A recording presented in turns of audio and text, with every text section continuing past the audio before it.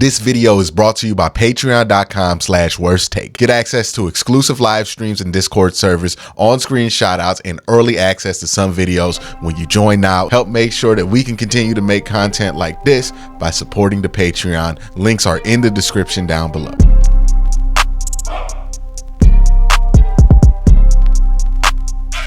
What's going on with the rest of the AFC North? Right, we've been so focused on the Browns, what the Browns going to do in the draft, what the Browns going to do when it comes to the rest of this free agency period. Who's going to step up? Is Deshaun Watson going to stay healthy? All these conversations that we've had about the Cleveland Browns, and we kind of not talked about the AFC North in a little while. And I think there are some interesting developments happening in the AFC North. And one of the areas where there's a lot of rumors in the AFC North is Brandon Aiyuk, right? It's no surprise or no shock to hear that he wants out of San Francisco if they're not willing to pay him, and he's willing to seek a trade partner to find somebody to go and pay for him, like we see a lot of wide receivers do. The wide receiver market's getting crazy. I think Amon-Ra St. Brown just got 30 a year for over, what was it, 120 over 4? Woo. So I'm guessing at least 60 guaranteed, right? We're probably talking about 75 guaranteed with a contract like that. But that's where number one wide receiver money is going. It's going through the roof. This is why the Browns are trying to get ahead on things with Amari Cooper, because he's at 20. You might be able to lock him down at 23, 24. Brandon Aiyuk, I know people are saying 25, but it's probably looking like 28, 29, right? But there are two teams in the AFC North that are really vying for him. And there's one team in the AFC North that I think is just an interesting conversation to have about them, because I think that they're flying under the radar a bit, and that I think we'd be better off kind of assuming that they're going to be more dangerous than I think a lot of people will. So let's talk about the Brandon Aiyuk stuff. A lot of that starts with Pittsburgh. Now, there's been rumors of varying quality that Brandon Aiyuk might go to Pittsburgh for whatever draft compensation it is there. And look, I do think the Steelers are going to trade for a veteran wide receiver. Everything points to that, right? They just restructured Alex Highsmith to clear $7 million in cap space, which is there for a reason, right? I think right now the Steelers have $18 million in cap space. We know the cap is kind of malleable. They can move things around. Aiyuk is expected to get about a $25 million deal. I think the number will ultimately be higher than that per year. So the question is, will the Steelers get Brandon Aiyuk? It makes sense on a football perspective. He is a great replacement. I mean, like, it's kind of disrespectful to call him a replacement for Diontae Johnson, but he would be a great upgrade over what Diontae Johnson did for that offense. It would allow George Pickens to be in a more free role where you're not relying on him to run the full route tree. And it would definitely put some pressure off of whoever you have playing the quarterback position, whether it be Russ or Justin Fields. And I think we both, at least Cleveland fans, expect both of those quarterbacks to play during the year, and probably most Pittsburgh fans. So does it make sense that they're going to trade for Aiyuk? I doubt it. I don't think they're going to do it. I don't think they're going to do it. The reason I don't think Pittsburgh's going to do it is it would be such a un-Pittsburgh Steelers move, right? The Steelers aren't necessarily going to be the team that goes after the big name free agent. They're never going to be the team that wants to pay somebody $30 million in free agency. If they spend that kind of money, it's usually on guys that they bring in. Not to say that they haven't done similar moves before. Minkah Fitzpatrick would be kind of similar to what the Steelers would do with Brandon Aiyuk, even though I would point out that at the time that they traded for Minkah Fitzpatrick, it was more of an upside play that cashed out into a all-pro defensive level player. It wasn't like Minkah was that, right? At the time, Minkah was a promising player, but a underperforming player for the Miami Dolphins, and then he gets traded to the Steelers, and then he becomes and realizes that potential. Brandon Aiyuk is different. He's already realized that potential, and that's something that the Steelers usually don't do, is trade for guys in that window. Now, Brandon Aiyuk is good enough to break a couple rules for, but it's just not something they do. The salary cap for a team like Pittsburgh is a reality. We talk about the cap being a non-reality for the Browns because the Browns are willing to spend $300 to $315 million a year to supplement the cap. The Pittsburgh Steelers don't got it like that, right? Like they are not going to be willing to spend that level of cash to be able to avoid salary cap issues. It's never how they operate it. And that's not to say it's a bad thing. It's just the reality of what they're working with, the constraints that Omar Khan is working with in Pittsburgh, that I just don't think that that's a reality for them to make this trade maneuver around.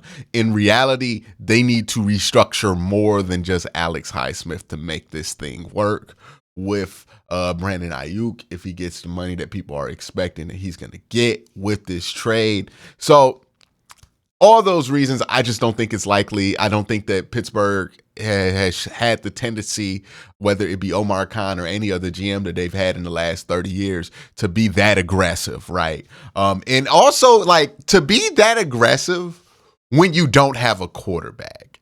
And there's no way you're going to convince me that the Pittsburgh Steelers are foolish enough to think that Russell Wilson at age 36 or whatever is like a franchise quarterback still. Like, there's no way that they believe that. Like, they signed him for $1 million. His contract's not, like, there's no way that I can believe that, right? Like, they actually think that. There's no way that I can believe that they're already sold on Justin Fields as a franchise quarterback. Bringing in Brandon Aiyuk is a move that you do when you feel like you have the quarterback, you have the pieces to win a championship.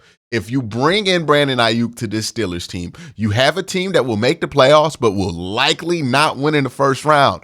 And if you don't bring in Brandon Aiyuk, you have a team that could make the playoffs but will likely not make it out the first round. Like, it doesn't, to be that aggressive to upgrade to what?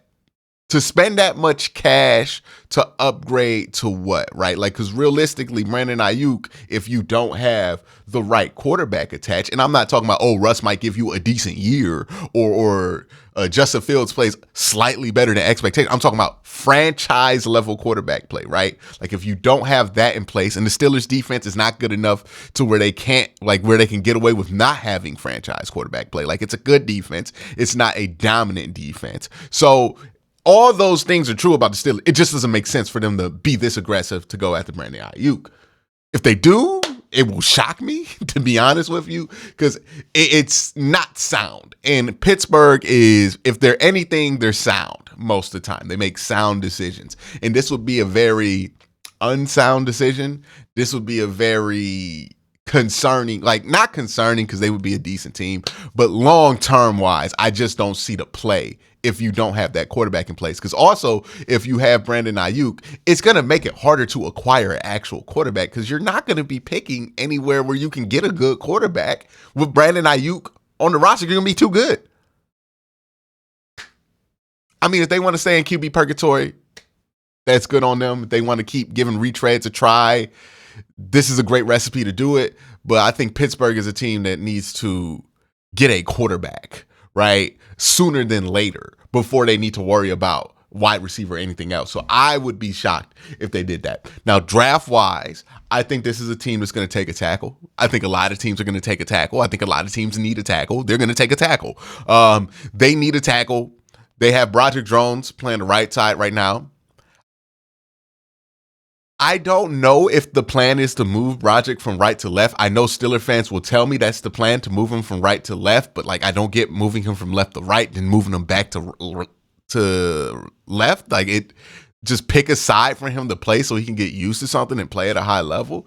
And if you get a left tackle in this year's draft, cool, but they have the flexibility to go left or right tackle in the first round. They will draft the tackle. Let's talk about Baltimore. They're another team that could trade for Brandon Aiyuk. They definitely have the need for Brandon Aiyuk, and I think more so than the Steelers, it would make sense for Baltimore to go all in on Brandon Aiyuk and bringing him to Baltimore and spending the money on him, because they have a franchise quarterback in Lamar Jackson, not just a franchise quarterback, but a two-time MVP.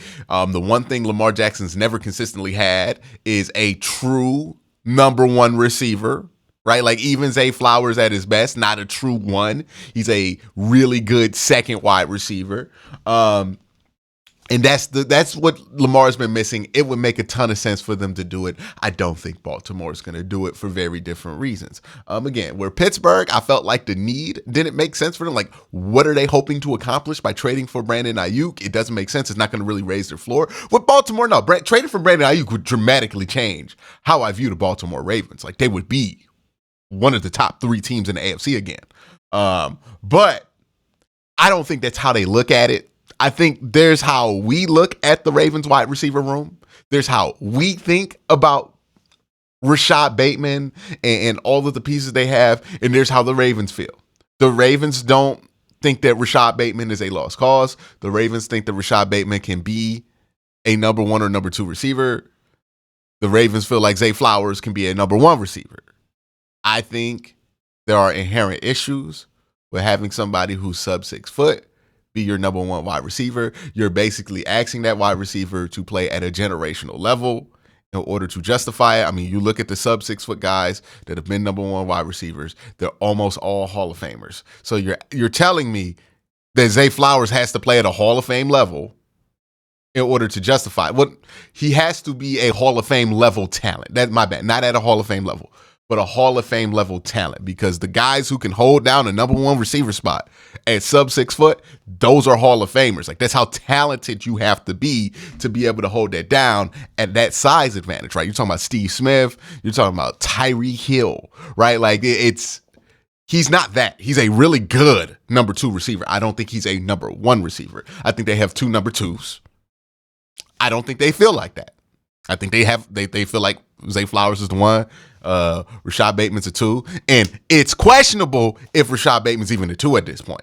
But they feel like he's a 2. They don't see the giant need there at wide receiver. They're probably just going to add another body in the draft and move on with their day and not think that they have to go at Brandon Aiyuk. And honestly, the Baltimore Ravens have bigger problems on their plate than wide receiver, because their offensive line is missing 3 of their 5 starters from last year. Ronnie Stanley, we got to have a real conversation about like where Ronnie Stanley is, man. They were rotating him in and out. It looked like Falele is going to play right tackle for them this year. It's not great, right? Now, Ronnie Stanley's not a disaster. He's still like a decent tackle, but he's not Ronnie Stanley of old. Like, you don't have that elevated offensive line play that you had the last few years. Well, like in 2019 with Baltimore. So they're going to have to draft the offensive lineman, right? They're probably going to walk out this draft with 1 tackle that can start, because I don't believe they want to start Falele, but maybe I'm wrong about that. Maybe they put Falele at guard. I don't know. But 1 tackle that can start, and probably 1 interior offensive lineman that can compete. Like, they want to get that out of this draft. Tackle's going to be their focus. Maybe they get a wide receiver, but it's going to be after they focus on tackle. Now I want to talk about what I think is the most interesting team that's flown under the radar. That's the Cincinnati Bengals. I'm not going to lie to you. The original video where I'm wearing the same outfit I am in the recording was full of me praising the Bengals and saying that the Bengals are in a good spot, that they're in a good position. But a couple of things have broken that have really started to make me wonder if I'm just too high on the Cincinnati Bengals this year. Because on top of T. Higgins wanting a trade, which we know that that's still out there, that he wants that trade to get a new contract. Contract talks haven't started with him. Trey Hendrickson, their best edge rusher, has requested a trade. Now, this is going to be a little bit of a hot take. I felt like the Bengals could survive not having T. Higgins on their roster because they have Joe Burrow, they have Jamar Chase, they have a good enough team on the offensive side of the ball to be able to live without 1 wide receiver. And the Bengals' strengths, to me, when they've been a top-tier team, when they've been playing at their best level, has never really been about their wide receivers or their quarterbacks as much as the media makes it to be. Their offense has always been start and stop. It's always been an offense that has the potential to be great, but doesn't consistently play on that level. When it does click, it clicks, it's awesome, but it's not consistent. Drive to drive, they're not a very consistent offense, but what's kept them alive and what's kept them in games a lot of times is their defense. And this is why the Trey Hendrickson move sways my position so much that I have to cut out a whole chunk of video and add a new chunk of video 20 minutes before this thing was supposed to be released. Okay? Because the defense for the Cincinnati Bengals has been the key thing for them. Like, if you look at Cincinnati, if you look at when Cincinnati's at their best, it's when their defense is playing at a top 10 level. If they don't have Trey Hendrickson, if they have to trade Trey Hendrickson, they have no replacement. Like, I know Joseph Asai is on the roster and maybe he could step in it, but Trey Hendrickson would be a huge loss. That's a double-digit sack guy that's gone. In a division that has a ton of great offensive linemen, that has a ton of edge rushers, that is a blow I don't think the Cincinnati Bengals can take and continue to play on a high level. So, recording this video before the Trey Hendrickson trade request, I thought that the Bengals had a chance to be one of the better teams in the AFC. Without Trey Hendrickson and what that does to this Bengals defense, which means that they're going to have their corners be more exposed because their pass rush isn't going to be as lethal, which means that their linebackers are going to be more exposed in coverage and their safeties are going to be more exposed in coverage, which means that they're going to be easier to score on, which means that when that offense is having those inconsistent spurts, those stop and start kind of runs that they tend to have under Zach Taylor, it's going to hurt them. Now, we can also be petty and talk about how the salary cap is a reality for some teams and not. We could also be petty and talk about how the Browns can spend way more money than the Cincinnati Bengals and still not be in these cap situations that they tend to be in. I'm not going to do that. I'll let y'all do that. Y'all go do that in the comment section. But yeah, Trey Hendrickson, if they have to trade Trey Hendrickson, there is no easy solution for that, right? If you had to trade T. Higgins, it's not ideal, but you can live with it, right? There's wide receivers in his draft. You have wide receiver depth. You can live with that this season. But Trey Hendrickson, while he's not better at his position than T. Higgins is, that's a blow you can't take.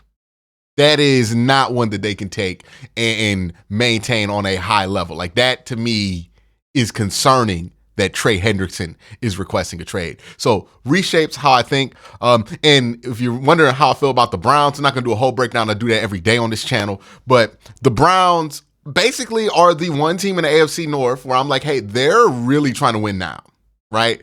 The Baltimore Ravens, I don't know where they're at, but they don't seem like they're being aggressive and in a win now mode. The Pittsburgh Steelers, they just don't have the facilities to be in a win now mode. And the Cincinnati Bengals, if they have to get rid of T. Higgins and Trey Hendrickson, well, there's no way you can convince me that they're in win now mode. So, there's a giant opportunity here for the Cleveland Browns, but there's been giant opportunities for the Cleveland Browns in the years past. They got to live up to it, and that's what this year is going to be about. But just had to jump in because that changes everything for me. Hopefully this video still gets out at 6, but if it doesn't, y'all know what it is. I got a whole different fit on. Y'all know what it is. But y'all have a great day. Have an even better night. Peace.